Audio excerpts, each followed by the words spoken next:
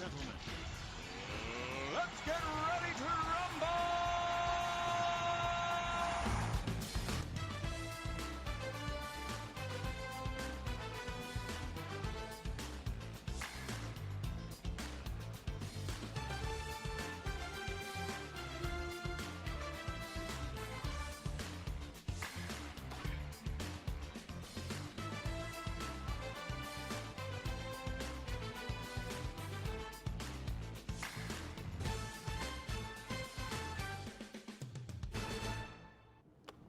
Hello, and welcome to this edition of Political Smackdown. Thank you so much for being with us, and we hope you learned something and maybe have a joke or two. We have our usual crew with us. To my left is Andy Dedman, former Speaker of the House, North Carolina House. Speaker of the House? Yes, the North Carolina House. Not the Speaker, he was the... I was going to say, you promoted me Thank over God something I I did didn't know. promote you, Andy. I'm sorry. You were the majority whip There you go. of the North Carolina House at one for several years. And to my other left is Wes Westmoreland. Could I be President Pro Tem of the Senate? Why not? Why not? Former state senator. And to my right, you know Phil Beck, former mayor of Shelby, and I'm Betsy Wells, your host this week. Could I not be king? You can be king. I'm afraid that's already been taken. It may be, y'all. Okay. Like I said, we're just glad you're with us. Last week, we were in the lightning round. I barely had time to speak of the death of reading teacher guru from Kings Mountain Schools, Ms. Jacqueline Jackie Blanton, who died earlier. She was really a special teacher who actively taught. She ended up in the second grade for 51 years. Now, this is actively with little kids down on the floor and of all the energy of elementary school children. When she had completed 50 years, she was honored in Raleigh at the North Carolina Education Building with the placement of a plaque on the wall with her picture in honor in their Hall of Fame. She was also given the Order of the Longleaf Pine from then Governor. The picture that you see is her 95th birthday when we were over at her birthday party there at White Oak Manor. There's her cousin Tommy on the left, myself and the other two ladies, Jean Shepard and also Rachel Hamrick from the Retired Educators Group here in Cleveland County. She was a well-known storyteller, and the children loved to hear her read the Jack Tales and the Grandfather Tales because she would use the mountain folk dialect. And I had a son who did not particularly like reading, and he'd rather be outside playing on the farm. But when he had Miss Blanton in the second grade, he just had to have a copy of the Grandfather Tales. And so now I'm from Ashe County, and this is how my family talks. And so I would do with the dialect, and he'd say, "No, Mama, you need to do it like Miss Blanton." Well, I tried. But she enthralled students and led many students to a lifetime of reading. She was active in educational and community organizations, and also the Grover Elementary School Facebook page had a real tribute to her, and it talked about how she worked with the Dolly Parton Imagination Library here, the Reading Association here in town, as well as the Democratic Party and Democratic Women. She also was like the founding member of both of the chapters of Alpha Delta Kappa in Shelby, and then they formed in Kings Mountain. And at the end of that tribute, it says, "To the world you may be just a teacher, but to your teachers you're the world." And that is so true. And I know she did all of her work in Kings Mountain and in the lower part of the county. But Andy, do you remember anything about Ms. Blanton? I mean, I couldn't add a thing to what you just said, Betsy. I mean, she was always a very nice lady. And let's face it, I mean, reading is fundamental. I mean, that leads to every other form of education out there. And to do it for 51 years is just astounding to me. I mean, she deserves more than a plaque at NCIE headquarters. I wish they had ripped out that old shag carpet that Dean put in when he was president and put something else better in. That's a better memorial for her than anything. But this is in the North Carolina Department of Education. Oh, I thought it was at And that Hall of NCIE. Fame. I'm sorry. No, Oh, she had honors in NCAE. They honored her at convention every time she went because she had so many years teaching. But no, this is down there at the State Board of Education. Well, she deserved that for that because there are very few that you'll see And have the- the longevity she's had. And then after she finished up her 51 years of full teaching in the county, she would come in every spring and help students get ready for the EOGs. But Wes, do you have any? I don't think you knew Ms. I did not, but quite a career, and it reminds me of so many teachers that I had, though none had that longevity. One other name we might at least mention that we've lost in the past week is Senator Marshall Roush. True. True. And that 102 years old, I think. Quite a person in North Carolina's long history. So I'll just mention Senator Roush. All right, Mike, what about you? I didn't know the lady, but obviously she had a very accomplished career. I will tell you one thing that I learned back in my days of public service from a question came from an employee of the city of Shelby about, he had his 30 years in, is this the time to retire? In other words, am I at optimum of what I'm gonna draw? And I remember having the city manager to do some kind of study thing and call down to the retirement people, the league or whatever. And he said, actually 33 years is about the optimum. After that, you're kind of doing the taxpayers a service if you stay on the payroll because you'd be better off drawing. So she must have done the taxpayers a favor She for did. about She 18 really years, did. if that was true at that point in time too. But I'm sure she was quite accomplished. And I would say about Marshall Roush, a lot of people don't know it. West mentioned he is 102, and of course he served like 25 years in the North Carolina Senate after serving on the Gastonia City Council, and he was a budget director in the Senate. And he also owned one of the plants he owned was on South Post Road in Shelby. It was a manufacturing plant where they made some of the Christmas tree lights, or at least distributed them. He sold that sometime in the late 90s, I think, but Wes, that's where the folks you know recently purchased down just about a mile and a half south of 74. But I'm sure she was very distinguished, Betsy, and I'm sure she was a good friend of yours.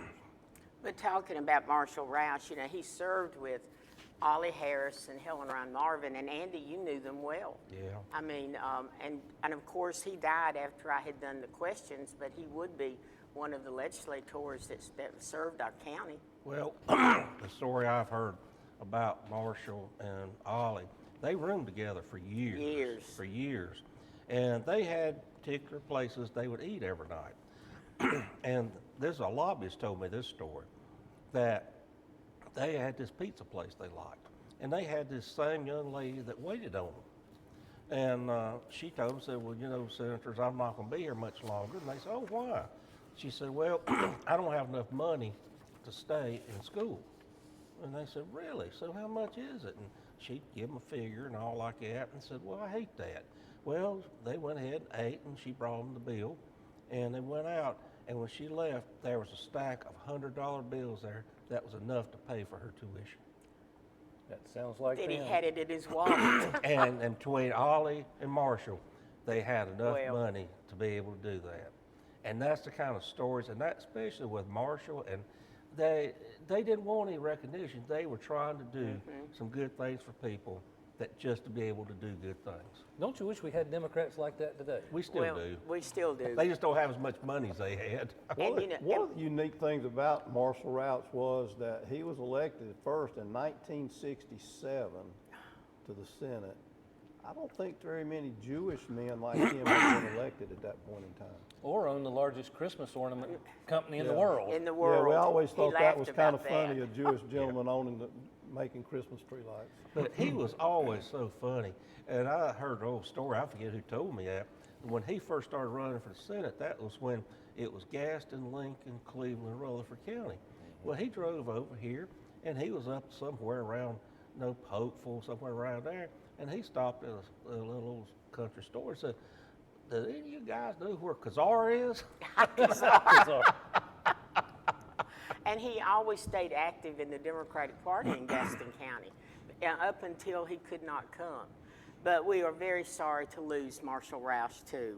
And well, moving on, we hear almost every day of President Trump's executive orders. It seems like we don't need a Congress anymore. We just need executive orders. And he's given Elon Musk power of the government to go into departments and invade their computers and their offices, supposedly looking for fraud. But a judge, Deborah Boardman, has blocked DOJ from accessing sensitive information at the U.S. Education Department, the Treasury, and the Office of Personnel Management. What about Social Security? What does this mean for the country? Will President Trump abide by the judge's injunction? And heaven knows there's been how many more. Mike, get us started. Well, I'm sure he'll provide by the judge's preliminary injunction, but it is under appeal. And it's not a done deal yet as to how that will go. It's not any surprise to me that Deborah Boardman's a relatively new judge appointed by the sleepy Joe Biden himself. Oh, Betsy. listen at you. I declare, Mike. And We could use words to describe Trump, couldn't we, Randy? actually, Oh, man. DOJ is doing a great job in a lot of ways. They are finding a lot of waste and fraud and all that kind of stuff. And it's not going to balance the budget, but it's ridiculous how much waste and fraud and crazy stuff that our government spends money on. And so overall, I applaud them. They'll just have to go through this. That, along with other things, are going to get resolved probably by the Supreme Court. And the big thing that's going to happen is, can one district court judge do something that has nationwide implications? And that's never been addressed, but there have been comments by the Supreme Court, and I would not be surprised if that goes away before all this works its way out. Actually, Betsy, we have two problems right now in two branches of government. We have a little bit of a problem. The presidents, whether it was Biden, who wasn't as many as Trump, but who had way too many executive orders and pardons. And I thought it was Obama they said had too many. Trump the same. And then, and the judges, we have the tyranny of the judges. And we have one branch of government that's co-equal that can't get its act together to reassert itself, which is the legislative branch. They're the ones that can stop tyranny of either of the other branches, but they can't throw aside their partisanship long enough to do it. All right, Andy. Well, there's a lot of these executive orders he's setting, which one that I was listening to coming over here that just absolutely stuns me. He has put an executive order out that has taken away access privileges to a lot of law firms to be able to go to the federal courts. And I thought to myself when I heard that, and they went on quite a bit about it, said, how can a co-equal, as Mike said, co-equal branch of government, how can he go restrict people's access to courts? That if you hire an attorney, all attorneys, if they're in the bar and they're not in any trouble or anything like that, suspended or something, they should have access. I've never heard of a lawyer not having access to the court system. How is that even possible in this day and age? That makes no sense. So it's already got embroiled in the court system now about that, trying to get a stay in on that. And he just is very blunt about it. He says, I'm going after these people that went after me. Well, you don't upend how we have our co-equal branches of government.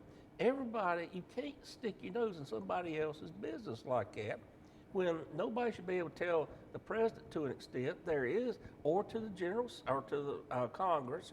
They're all co-equal. They've got to work together. You can't start just fighting amongst yourselves, because then you have nothing but gridlock And chaos. And chaos, and everything goes into the court system, and nothing gets done. Well, and the fact that they're attacking the judges. But Wes, what do you think? Well, I'll be quick. Your question was about the sensitive Right. information.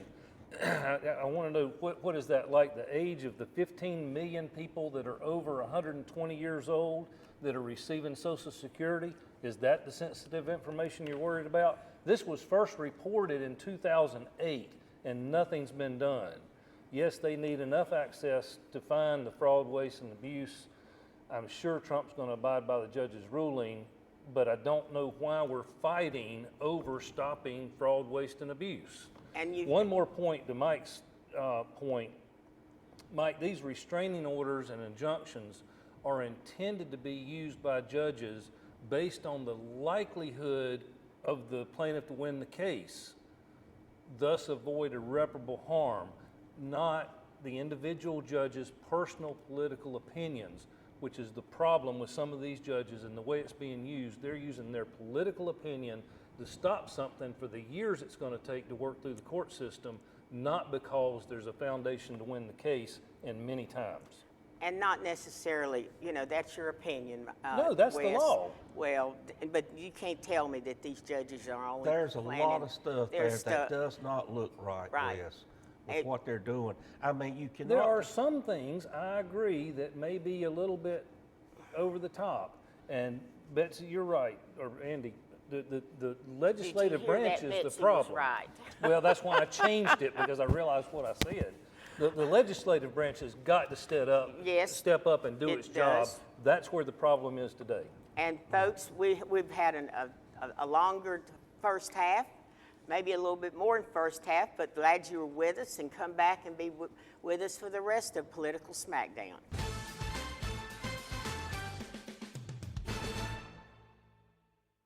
Tune in to Senior Moments here on C19 TV. I am Jackie Sibley Newton with Terabella Assisted Living. Whether you are a senior planning for your own future or helping someone make decisions, Senior Moments has got information to share. We talk about the wealth of services, activities, and healthy living options available to you here in our area. That's Senior Moments on C19 and also on C19.tv.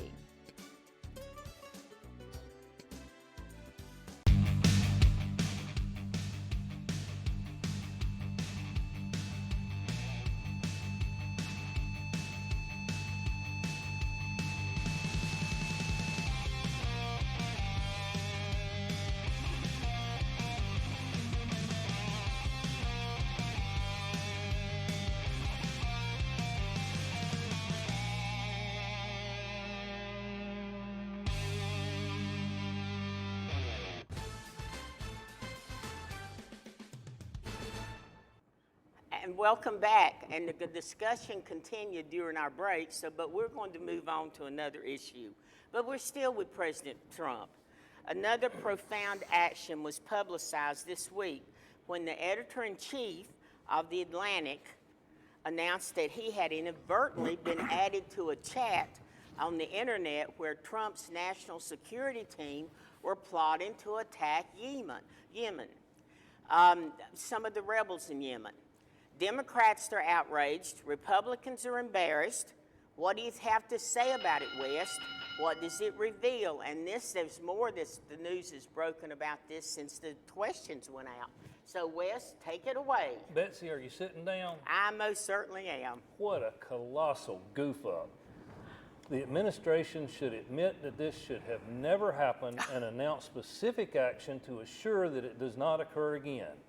How's that for a start? Well, I am glad I'm sitting down, West. Now, let I me agree put this with in you. context a little bit. At the end of the day, this is going to go away quickly if the Trump administration will quit talking about it. Few thoughts. This is a brand new administration, less than 70 days in, utilizing the same tools that were used by the previous administration. The texts were set to delete, which is not permissible, and a judge has now blocked. Not. And while the Signal app, which is what this is about, the texting Really? application called Signal, it is not approved for this use, even though it was suggested by the CIA it could be. It seems that under the circumstances, Betsy, these conversations would certainly be considered classified, and I really think the administration is fumbling how they're handling the fallout from this. But we can't lose sight of the successful hit by our pilots and drones. I think this is a lesson learned by the administration. Mike, there's no blue dress here, and I don't think the public's concerned. That said, I do think it was a fascinating look at the discussion that was had. legitimate discussion about whether or not to do this, when to do it, what would be the implication for our allies, particularly in Europe. Should this be reviewed by the administration? Absolutely. Should the Democrats pitch a hissy fit over it? No. It didn't put our troops at risk at the end of the day, and it pales in comparison to a botched withdrawal from Afghanistan or a private email server that for many years was handling actually classified documents that didn't concern the hissy fit Democrats, Betsy. Well, and you know, Andy, they're going to have to come back with about Hillary Clinton's emails. Well, I don't figure they? Bill Clinton's going to And come Bill into this Clinton's gonna somewhere come and up all too. this. Well, Andy, what do you think? Wes, here, I mean, you're talking about the micro. Let's get into the macro of it. Why is this even used anywhere in that level of government? This is a commercially available encryption thing. How many tens, if not hundreds of millions of dollars does our government spend on their own encryption stuff? That is ridiculous. You'll have to ask the previous administration that started using well, it. Joe Biden wasn't sitting there saying, yes, you will use this with a gun pointed at him. You can't blame this on Joe Biden. This is their choice that they used But it. it's the same application. They just continued to use But it. why? But And, no, and it was not hacked. That's I that's a understand significant that. point. But it's not Joe Biden's fault they chose to use it. I think it was a weak choice to use something, and it shouldn't be anywhere around them. And if they're worried about security, they should have been the first one that said, we're not using this. There are two reasons you wouldn't have heard about it when Joe Biden was president Oh. if it did have a problem. One is he wasn't going to do anything to defend American interest Oh, in you. listen, Mike. And number Here two, we the guy go. from Atlantic that did it would not have exposed it on Joe Biden because he was an ally of Joe Biden. Anyway, okay, Mike, have you finished? Well, I was going to it you was next. obviously a mistake, but it's no Watergate. It'll go away. You can bet that Donald Trump on this one instance will not attack his staff. But you can also bet, if you know Donald Trump like I know Donald Trump, behind the scenes he's told them if this happens again, somebody's heads are going to roll. Well, he's supposedly after Secretary of Defense pretty Well, hard. So- but y'all, this shows exactly the inability of some of the people that he appointed, or the lack of knowledge that they have about maybe this national security. I mean, I I don't think disagree. that's No, at all right, they Betsy. should That's the not have opposite done of the it that truth, what way. you just But said. there is They no have sense not- in this being even in No, government. not- And I want to know, why was it ever in there? This should have been used at least it should have been somewhere in a more solid encrypted area somewhere. All right, It well, you should have got, been you got used like one that. person in Moscow, you got one person in Minnesota. Where were they? They were all over the world, literally. And some of them And made this on is the an encrypted cell system that phone. was not hacked, has not been hacked. It was generally considered safe. Again, brand new administration picking up the tools that were left on the table That's by not- the previous. that's not This the is, point. Betsy, this is selective outrage. No, the it thing is of not, it is, though, Wes. Wes, We're you can't talking- say they're new. This is his second term. It's not like he's picking up from with I no. promise you, there's no ordinary Americans talking about this today. By the way, Mike, did you Well, know that we have the a military is, Mike. We- If we- it had happened by a military official, they would have been removed from office. And so, no, you cannot belittle this. We've got a sitting U.S. Senator that uses a previous version of the Signal app that's not encrypted. Elizabeth Warren, she uses smoke signal.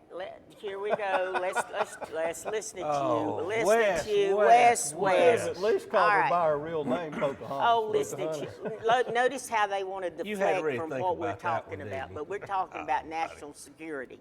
Mercy. Moving on briefly, y'all. Let's go to the state now. The Republican-controlled legislature used $500 million to their voucher program to use tax dollars to pay for families for children to go to private schools last year. But an article was published this week that shows the program's not being used as much as they thought it would. Why is this happening? Andy, you start. Well, and it could be they put so much money in the last time they're starting to pick up the backlog, and they're starting to clear it out some. Could be. I don't know, Betsy. You know my feeling about these vouchers, and it concerns me.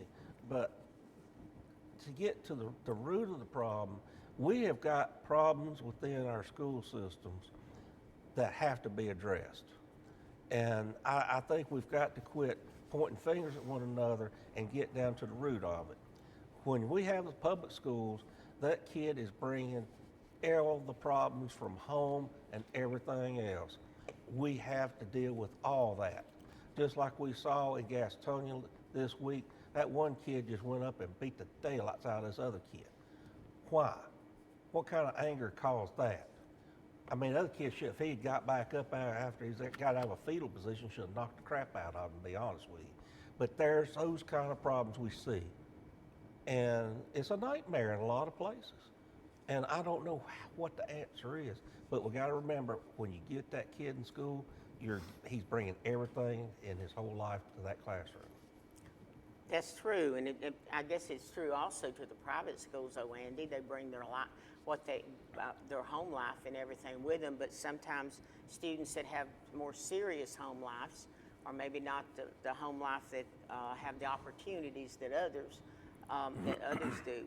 But talking about the vouchers, out of the vouchers that have been given out, 42% are in the highest income brackets. Now, this, depending on the family income, recipients are eligible between $3,458 and $7,686 based on the tuition and fees charged by the private schools. And that's costing the state less than half of what it costs to put them in a public school, so the state is saving money. Well, I'd like to see that figure. All right, 70% of those that receive vouchers live in urban areas. 74% are white. The blacks have declined by 19% to 11%. So what do you think, Mike? I mean, Wes, what do you think? What's happened? Are they just slow in making applications? Well, we're getting short on time, and Yes, we are. could spend an hour on this. The point is, it's a choice for parents. They can choose to take it or not, and the money should follow the child. All right, we'll talk more about There were this another time. 40,000 applicants this year. There were 69,000 last year. That's not showing a decline in interest. That's showing a continued growth in interest. The reason you had so many last year is because that's the first year it was going to be fully It wasn't. funded. That's true. So That's true, Mike. I'll say it's that. not it's going down, it's continuing to grow. But it's maybe not as fast. Anyway, all right, guys, what's been tickling your fancy that we didn't talk about? All right, Mike, what's yours? Well, there was a bill introduced by Senator Gailey, Berger, and Michael Lee. Two of those names are real top leadership. Yes. And it would modify the school calendar law, something the Senate has refused to do. It would give them basically two options, where it is now, or one that goes back to you can start no later than the Monday closest to August 19th. And in addition, you can make that choice, but then if you don't do it, there is a mechanism where you take money away from the central office if you violate the law. Central office money. Okay. All right, Wes, what about you? Well, just when you thought DEI was over, Democrats in the North Carolina House have introduced Bill 249. I'll simply read the title. An act to provide funds to North Carolina State University for a pilot program in Wake County to increase diversity in the game of pickleball. Okay. All right, Andy, what's yours? Got one better than that, Wes. Okay. The House of Lords has a Senate Bill 404 called the Ric Flair Act. It's titled as Act to Remember Iconic Combatants Through Fostering Learning, Awareness, and Interest in Wrestling. And that's how it's spelled, Wrestling. It directs $500,000 to be to the North Carolina Department of Natural and Cultural Resources to study the matter. Okay. I think I whooped you on that one. I think so. And I have been at the Retired Educators Convention this week in Durham. And of course, a major part of what we talked about was doing away with the Department of Education. And so pleased to see all the protests that's going across the nation on different things, of which part of it is about the Department of Education being abolished. Well, that's it, folks. Thank you for joining us this week, and we look forward to having you back next week for Political Smackdown.